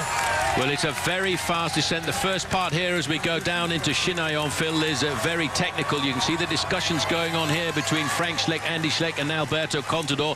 Contador says, no, guys, I'm not going to work with you at all. There's 2 of you and there's 1 of me. I've got teammates behind. He may well be deciding this afternoon that he's not going to try and get himself the stage victory, and that may be what that discussion was about. The technical part is the first 2 or 3 kilometres of the descent as they get into Chinaillon. After that, it becomes a much faster running down towards the finish of the Grand Bornand. Well, the 2 brilliant Schleck brothers have done everything they could physically do today. Only Alberto Contador has held them in sight, and he's not going anywhere right now. The chase is on to try and bring together 5 riders at the finish. It will be 3 Astanas versus 2 Saxo Bank as they try to squeeze everything out of here. Very, very fast descent this, and hit those brakes heavy on that bottom hairpin bend. This is now Andreas Kloden on the way down as well, trying to catch a sight as to where that yellow jersey is just up the road. Well, Andreas Kloden is down in a time trial position. In the early part of his career, Armstrong was an extremely good descender, and we'll see here whether he's taken all kinds of risks here, Phil. You can see the back wheel bouncing a fraction. He's going to try and get himself across to his teammate Andreas Kloden, and he's only already just looking for 30 seconds to the German. Well, he's pulled back 10 seconds since he started the descent here, Lance Armstrong, to reach Andreas Kloden at the finish. This really is one-on-one, just like it was a couple of years ago when, in the end, Armstrong got the better of Kloden on the line. But now they're friends. They've got to team up and chase the 3 leaders. I can only hope that at this moment some of the French press, Phil, are watching this with the same eyes that you and I are watching this, because this is a great champion. It's great to see someone come back to the sport the way he's doing, and riding first of all as a teammate to protect the position of Alberto Contador, and then trying to ride himself back into a podium position in Paris. A minute 52 to Kloden, 2:20 to Armstrong and Nibali. We're not getting a time check on the exact location of Bradley Wiggins, but he's behind. Well, Wiggins could make a daredevil descent. He's a very good bike handler, and he may well be starting to close in on Lance Armstrong and Vincenzo Nibali, although Armstrong was going very fast indeed. 4th man on the road here. Andreas Kloden is trying to keep himself in with a chance of a podium position, but he's lost a huge chunk of time. He's almost 2 minutes behind the Schleck tandem with Alberto Contador. That's right, a minute 53. He's going the wrong way towards Le Grand Bornand at the moment, and he might well see his teammate come up to him, because I make it just about 27 seconds, the difference between Kloden and Nibali and Armstrong. 5 kilometres to go for the leaders, all downhill. Well, there is Alberto Contador consolidating his position this afternoon. Looks very calm and collected, although he did his acceleration did get rid of his own teammate Andreas Kloden. Now he has to play the defensive role and wonder what's going on behind. Armstrong and Nibali now are not very much more, Phil, than about 25 seconds behind Andreas Kloden. I wonder if they'll link up before the finish line. It's a possibility, because they've still got quite a long descent here. Le Grand Bornand is down in the valley off to our right now. They come literally off the mountain. We can see the cars. In fact, I can see the riders for the first time. Looking out of my commentary box, they are about 400 meters above me, but they are coming down the mountain, and they are flying as they head down into the valley below. No mistakes here. Careful descending by these boys. I take my hat off to the Schlecks. They knew they had to attack today. There was no further opportunity, and they played all of their cards. It's worked in every department, except they've still got the maillot jaune with them, but they've done everything right. They opened up the gaps quite massively because of the assault by the Schleck brothers on the slopes of, first of all, the Col de Rome, and then followed up by the accelerations on the Col de la Colombière. Andy Schleck here, I think, is probably going to try and lead the sprint out for his brother Frank. Frank is a little bit further down in the overall classification, so right now, if I had to go and put some money out, I'd put it onto Frank's shoulders. Because that's repayment for the work done by Frank when they started the attacks on the Col de Rome. carried on to the Col de la Colombia. That'll be 2 kilometers to go. They're up behind our comedy position now on our left side as we look at the pictures where we are. They'll continue to plunge down. Nibali and Lance are still racing here. That will be 4 kilometers to go. They've got a 2 kilometer buffer over these two, and in between is Andreas Klöden. Well, Nibali coming by now, lifting up the pacemaking once again. I think we're now looking here at the legs of Andreas Klöden, a 4th rider on the road. He is looking, though, Phil, for around about 2 minutes to try and pull himself back to those riders. It's a question now of just trying to conserve as much as possible on the eve of the individual time trial tomorrow around Lake Annecy. The Schleck brothers have continued to take time out of everybody on the way down here, except Alberto Contador. This magical little climber from Spain continues the run of Spanish victories in the Tour de France. Remember, last year it was Carlos Sastre. Before it was this man himself, and he's never ridden the race since. Now he's going to reward the hard work with the 2 riders from Luxembourg as he pats the back of Frank there. He is not going to contest the sprint, that's for sure. And I think Andy will reward brother Frank with a stage win. I think that's absolutely right there. You can see Frank did all of the pacemaking and set up this move as we come now to 1 kilometer to go to the finish. And I think probably Alberto Contador will not try and get the stage victory, because as far as he's concerned, he's opened up a big gap over all of the other rivals that he had to in this race this afternoon, and he will conserve as much energy as possible for tomorrow's individual time trial. Well, of course, Andy will move up, but whatever happens, he still remains 2 minutes and 26 seconds behind the man in yellow, and that's all that's important now. Alberto Contador over everybody else has gained time. He's still 2:26 ahead of Andy Schleck, who has tried everything today to climb on the podium in Paris, and when we see the results tonight, he might have slotted in to 2nd or 3rd place. We'll wait for the others to finish. It's the drive for the final day's result, and I don't think Contador will interfere with a celebration for Luxembourg. Well, on the front, Andy Schleck, he's doing all of the pacemaking. He knows he's going to leave it up to brother Frank there, who is in 2nd place. Contador in 3rd. The team cars all behind now. We're inside of 350 meters to go, and Andy now is starting to wind up the sprint, I think, Phil, for brother Frank. Well, this is it, the lead out from Bro in white. Where are you, Frank? And he says, I'm on your other shoulder as he comes round the bend for the line now. Contador is going to ride it out in the back. Frank Schleck, who did his job as a faithful brother and a teammate, has come clear for the win. Or is he? Because Contador is making sure there's no gaps between the bikes, otherwise there'll be a separate time. Andy Schleck has got some power in those legs nonetheless. That doesn't look like the face of a man giving victory, I have to say. But anyway, Frank Schleck gets it. Contador is 2nd. Andy is 3rd. Now, have they done enough? And how about this for a repeat of 2004? Lance Armstrong coming back up to Andreas Klöden as he did all those years ago. He's come up to his teammate here, and he's going to, hopefully, he's going to, I'm hoping he's going to get him to cross the line in 4th place. Well, remember that Lance Armstrong was 1:37 behind Contador. He was ahead of Schleck by about 49 seconds. So if he's further than 49 seconds behind, and he will be, I fear, he will lose 2nd place tonight. But of course, the time trial tomorrow, and we still have the climb up Mont Ventoux, where Armstrong has ridden so well before. Race isn't done yet. Armstrong being left to drive on. It looks as though Nibali just wants to win the sprint and leave it at that. This will be the sprint for 4th place. Armstrong grits his teeth and tacks onto the back wheel of Vincenzo Nibali. Is he going to have the strength to come out? Remember, there'll be a different time for Klöden because he's let the wheel go, so he'll dock him 1 or 2 seconds. As Nibali now races to the line, Armstrong sees it. Now is he going to try and jump round Nibali like he once came round Andreas Klöden when they came down into the Grand Bournon? Knowing Lance Armstrong, he's probably just going to sit and cross the line. He'll be in 5th place if that's the way. Nibali seems to be running out of energy here, Paul. Well, Nibali has done a big job of work today to try and keep himself in contact for the white jersey race, and Armstrong, it looks as if he is going to come past Phil to try and grab himself the 4th place on the line. Well, it's going to be close. No, he's just been pipped by, he didn't bother to challenge Nibali, but there's a definite time gap to Andreas Klöden. So that will make also a little bit difference to the final calculations. About 5 or 6 seconds it was there. So as we look back out towards the Col de Colombia, we can look out of our window. It's quite unusual to look out of the window and see the riders coming off the slopes, and they are flying down the mountains in 1s and 2s at the moment. Well, I think Contador Paul has done enough to say he is the best rider in the race, but he got a good hitting today by the riders from Luxembourg. No, he certainly did. And I think every bike rider who's been out there this afternoon, Phil, will get themselves a very good idea that they've actually been out in a real race, because this was a tough race over 5 big mountain passes. Well, the president of France is here too, by the way. He's now stepped out of his car. He's being interviewed with French television. Wiggins has just arrived, Paul.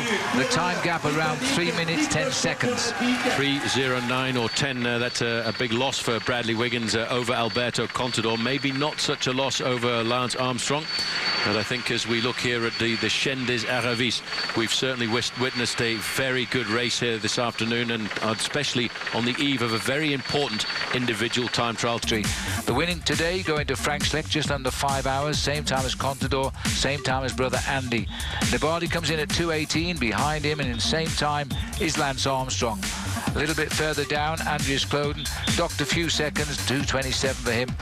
Wiggins has lost quite a lot of time, 3 minutes 7 seconds there. Christophe Moreau found his legs at last, 8th. 4:09 for him. Van der Velde knows how to fight in a Tour. He still came home in 9th place, 4:09. Remy Poriol, who was in the break all day, still came home in 10th at 6 minutes and 10 seconds.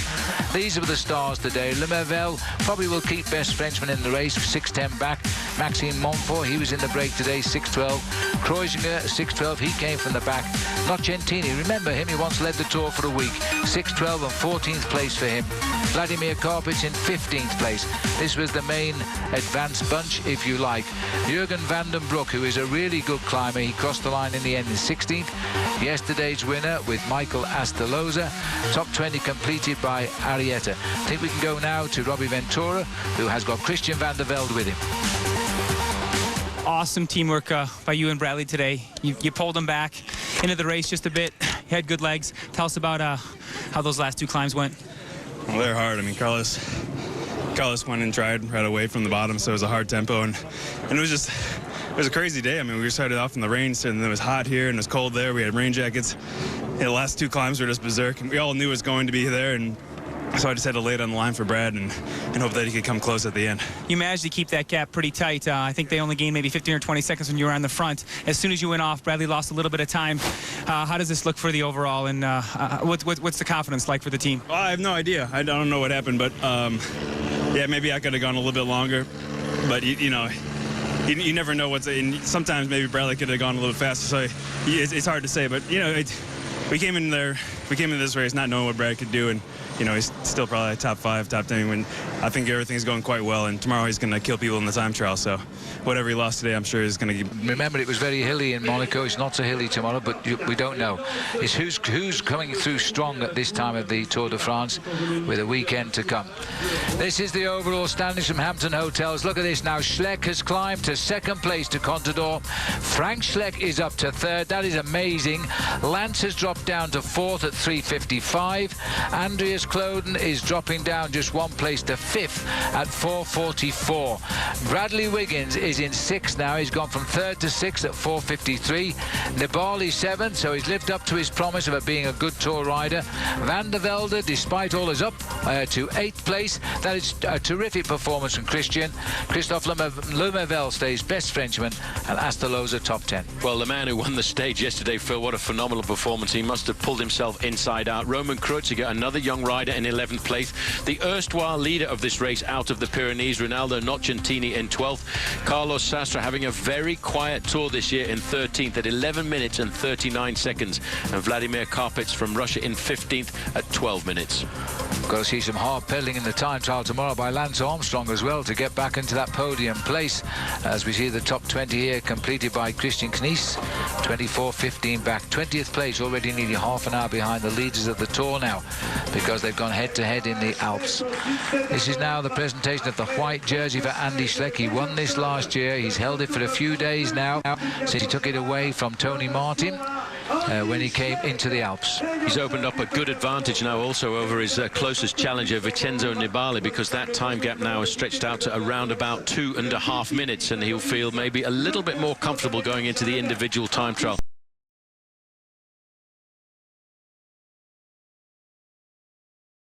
riders can gaze up at the mountains knowing they don't have to climb them. They're around the lake here in Annecy for an individual time trial over 25 miles. These are the purest waters in Europe. The lake is 10 miles in length, and the riders will see it for most of the day in the time trial. Yes, indeed, it's the race of truth the minute they depart from the start house here in the centre of Annecy. Hello everybody, welcome back to our coverage on Versus the Tour de France, a crucial day today, the time trial. I'm Phil Liggett. This of course is Paul Sherwin. He hated time trials, by the way, but it's a perfect day here today.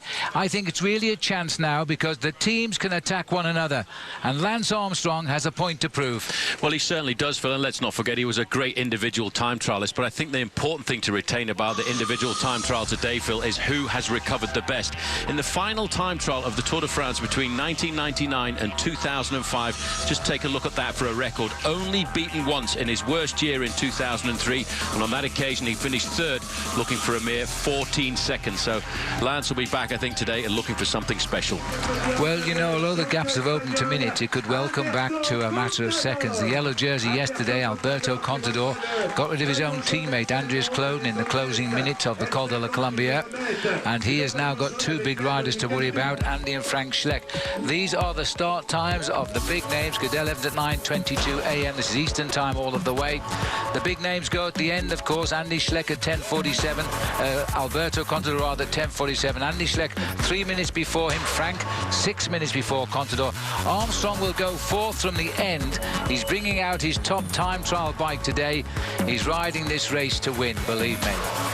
A lot of riders already underway. Fabian Cancellara here, 1 hour 40 minutes behind overall. So an early start for him today. And not surprisingly, Paul, he's turned in a great time trial. Yes, he did. He wasn't the fastest at all the time checks, but currently he is the fastest rider at the finish line. David Miller has put up a challenge for Garmin Slipstream as he left the start house this morning quite a long time after Cancellara. Good effort by David Miller, but when he came to the finish house rather, he sits now in third place overall. Now Dave Zabriskie, he's made his start. He hasn't finished yet, but he made a shaky start, I have to say. A little bit of a problem with his gears. He came down the ramp. That's cost him. But I can tell you right now, out on course, he's riding very strongly. He's caught his 2-minute man here, Igor Anton.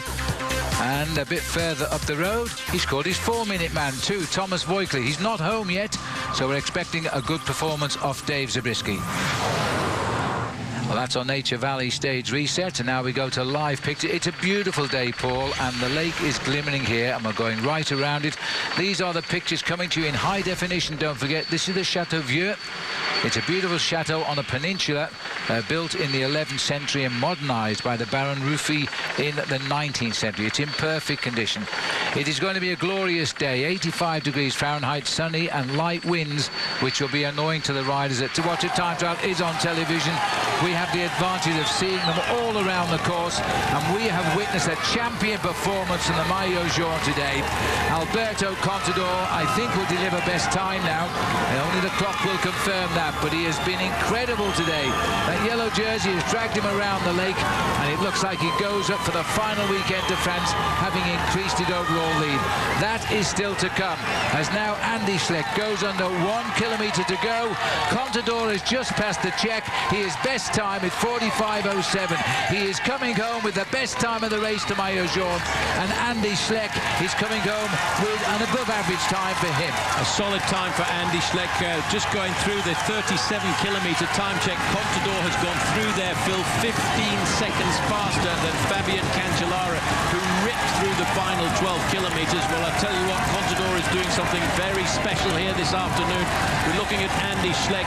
Roughly, the race would be Andy Schleck at second place, 4:07. Armstrong in third in the overall standings at the end of the day. Hats off to Andy Schleck. He is one of the greatest climbers of the Tour de France this year, alongside Alberto Contador, and he's ridden a very solid individual time trial. Here comes Andy up the home straight. When this tour started, he was a favourite to do well. He's confirming that now. He's still going to be in a podium position with 3 days to race in the Tour de France. 2 really, because we don't count Sunday. That's a day of honour for them all. Andy Schleck now drives on towards the line. 1 minute 41 he concedes to his teammate Fabian Cancellara, and that is a time which will keep him in second place in the Tour de France. And that was his goal at the start of today's stage. It was also the goal of Frank Schleck, but Frank just could not rival his brother in the individual time trial. Only one man left out on course now to challenge the performance of Fabian Cancellara. 48 minutes and 33 seconds is the time to beat. Alberto Contador has been in the saddle for 47 minutes and 45 seconds. He now knows that he's staring at the possibility of winning this final individual time trial, and it's a question of pride for anybody who wears the yellow jersey to try and win the final time trial of the Tour. Let's remember that Alberto Contador left the start house exactly 3 minutes behind Andy Schleck. He's more than cut halfway into that lead as he heads up now towards a stage win here. The yellow jersey, there's no finer way to lead the Tour de France than to do what Lance Armstrong has done so many times, and that's deliver the best time in the time trial. As he comes up the home straight, it will be close, but he's looking at 48.33.9, and that will be his, oh, he can see it, 48.30.7. He's done it by 2.5 seconds. Well, 3 seconds to be exact is the difference between these two men at the top end of the leaderboard. He faltered a fraction fill over the last few kilometers, but what a great performance by this man. You can see the pain in his face there as he comes up to the line, just beating Fabian Cancellara in the last lunge for the line. That really goes to prove that this man is the strongest man of the 2009 Tour de France. He has shown it in the mountains. He's defended it admirably here with a great win in the individual time trial. Alberto Contador, 48.30.7. It's rounded up to 3 seconds at 48.33.9 for Fabian Cancellara. David Miller will finish this in 5th place, and Bradley Wiggins slowed dramatically there. Only 6th place in the end for Bradley Wiggins. Well, that was some time trial, wasn't it? And what a result. And let me say, what a result, too, for Lance Armstrong, because he has kept himself very much in this fight. But what can you say about the man that wins the time trials and concedes nothing in the mountains and wins in the mountains when he won in Verbier as well? That's the man who will win the Tour de France now.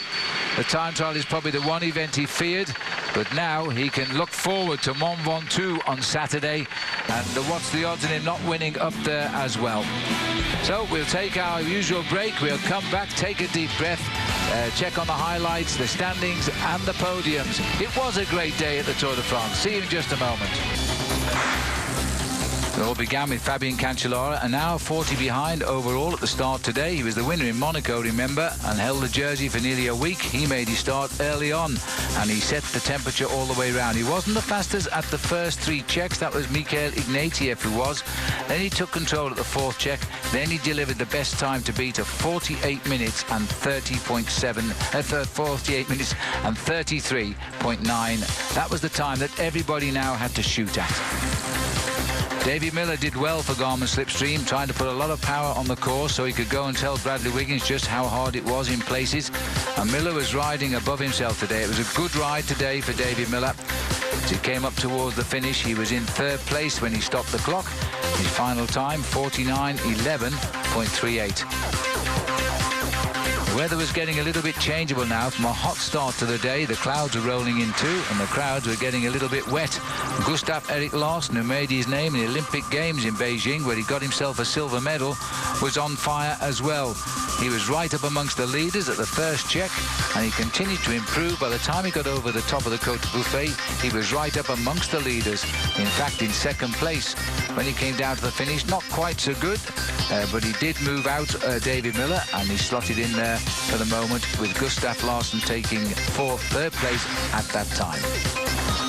Bradley Wiggins, a lot of pressure on Bradley today. He needed to deliver a time which nobody else could match, so he could go now to the big mountain, the Mont Ventoux, with a little bit of an advantage, and it looked to be working for him. He wasn't, he went through the first check in the best time as he raced along the lake here, and nobody was expecting anybody, but he slowed down once he came away from the hills, and disappointingly, he slowed down rather dramatically, and Wiggins came in with a time of only 49.13, which was slower than David Miller and Gustav Larsen and indeed Ignatieff.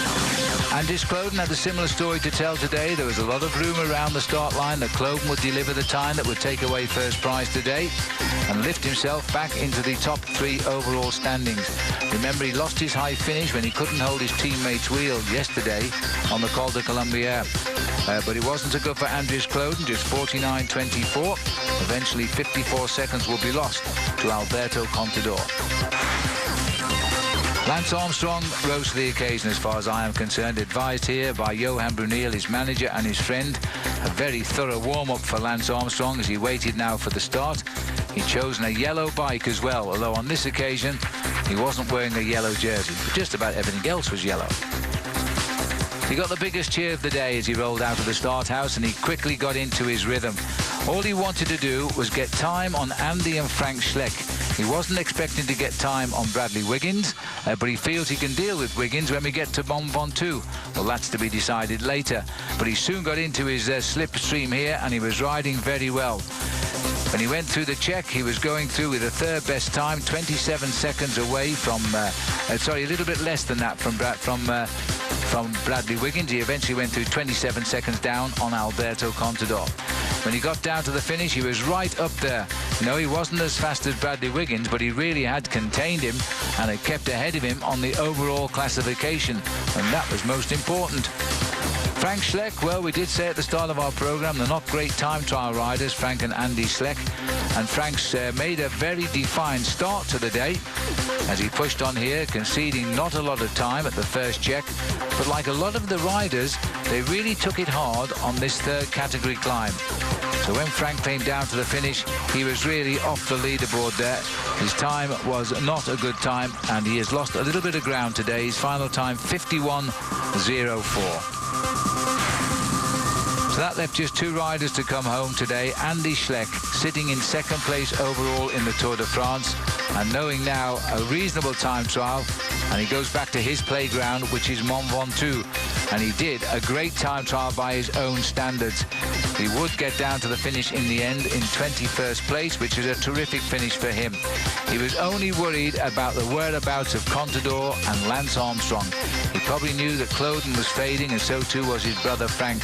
As he ran into the last couple of kilometres, he was really fighting for a good time. He was heading for a time 50.15 on the line, at 21st place on the day, and holding second place overall in the Tour de France.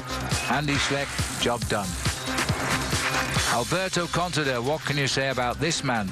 If we thought he might concede a little bit of his overall advantage in the Tour de France, well, forget it. This man's here to win the race and win it in the tradition of the great riders. Win the time trial as well.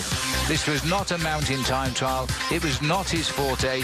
And yes, he is the time trial champion of Spain. But the competition there, we have to say, wasn't that good. But here, it was the best competition in the time trial in the world. And he goes to the first check in the best time. He slips at the second check by 3 seconds to second best time. Back at the top of the next 2 checks, and he hurtles himself up the home straight with the best time by just 3 seconds inside the time of Fabian Cancellara. And you can't beat a better time trial rider than Fabian Cancellara. Alberto Contador tonight has gained time over everybody in the Tour de France. Tremendous performance, and that is our Cadillac Performance highlights. Let's begin with the stage results. Contador, 48.30, 3 seconds better than Saxo Bank's specialist. Ignatieff, another big surprise for Katusha, 15 seconds. Larsen at 33, Miller at 41. All those behind Contador were not the big favourites and challengers. Wiggins was best of those in a disappointing 6th at 43 seconds. Sanchez there at 44. Andries Kloden slips to 9th, he loses 54 seconds. Zabriskie did a solid ride there, but it doesn't really matter at the moment, a minute 02 down. Cadel Evans, he did a proud ride, 12th at a minute 14th. Vladimir Karpich topping the 15 there in a minute 28 lost.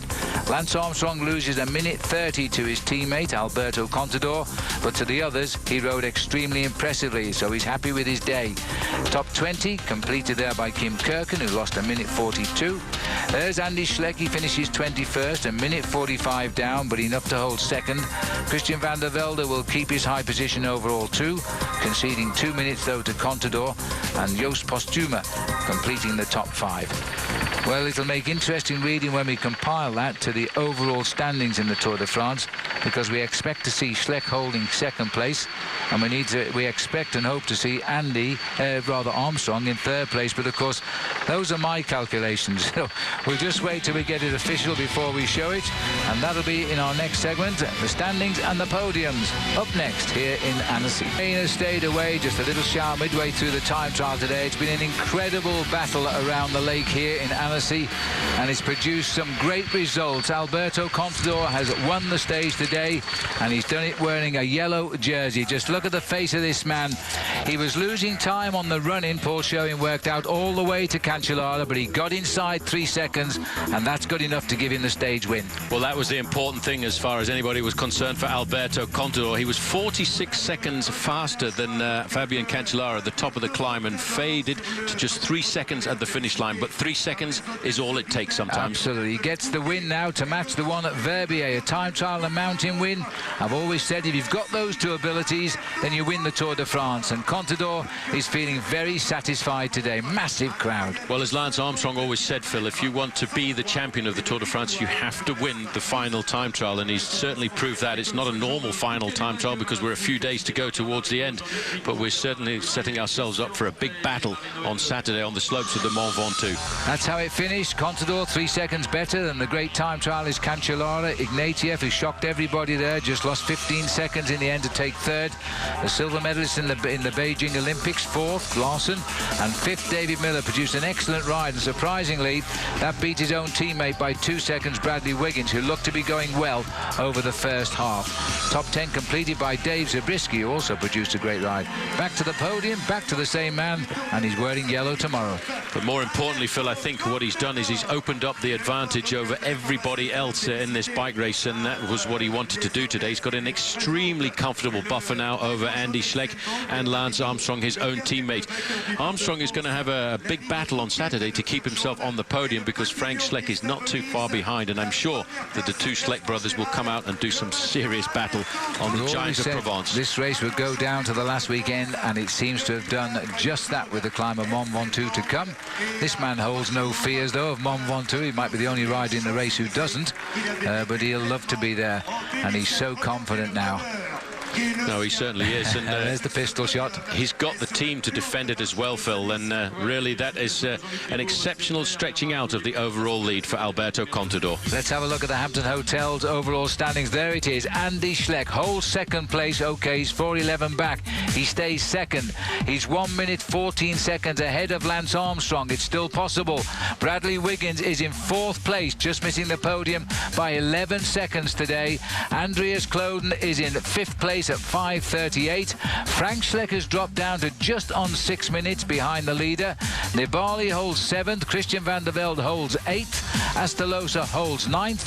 And Lemebel has changed places with Astalosa, 9th to 10th, 10th to 9th. Here comes the champion of Luxembourg, Andy Schleck, to take the white jersey, Paul, but now he feels he's got second in the Tour de France. Yeah, he's done a solid ride there this afternoon. Probably, I would say, Phil, the best time trial performance of his career to do what he did. He lost around about 1.5 minutes to Alberto Contador, but he gained time over Vincenzo Nibali, and that's an important thing for him going into the final weekend of racing.